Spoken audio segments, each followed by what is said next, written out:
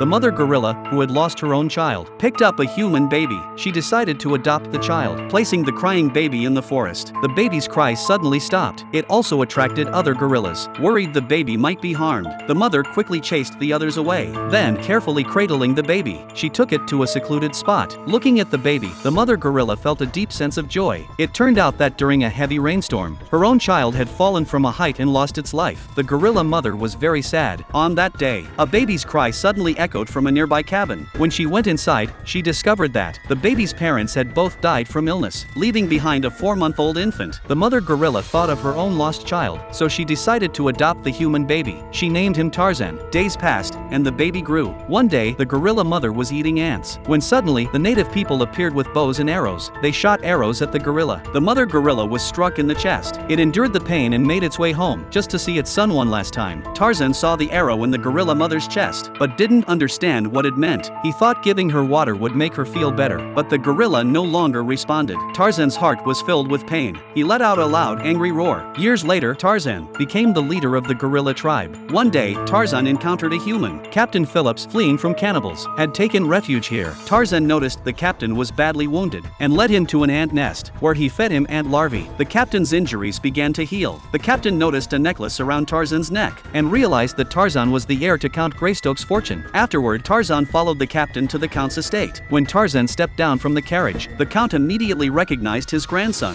In order for Tarzan to inherit the estate smoothly, the count arranged for him to marry a young woman. At dinner, they all ate happily together. On the count's 80th birthday, he decided to use his dinner plate as a sled. He slid down the stairs, but crashed into a pillar, suffering serious injuries. The count spoke a few final words to Tarzan before passing away. Tarzan was deeply saddened. Although he inherited the estate, he was not happy. Tarzan no longer wished to remain in civilized society. In the end, he and his fiancée, along with the captain, returned to Africa. After saying their goodbyes, Tarzan ventured back into the jungle.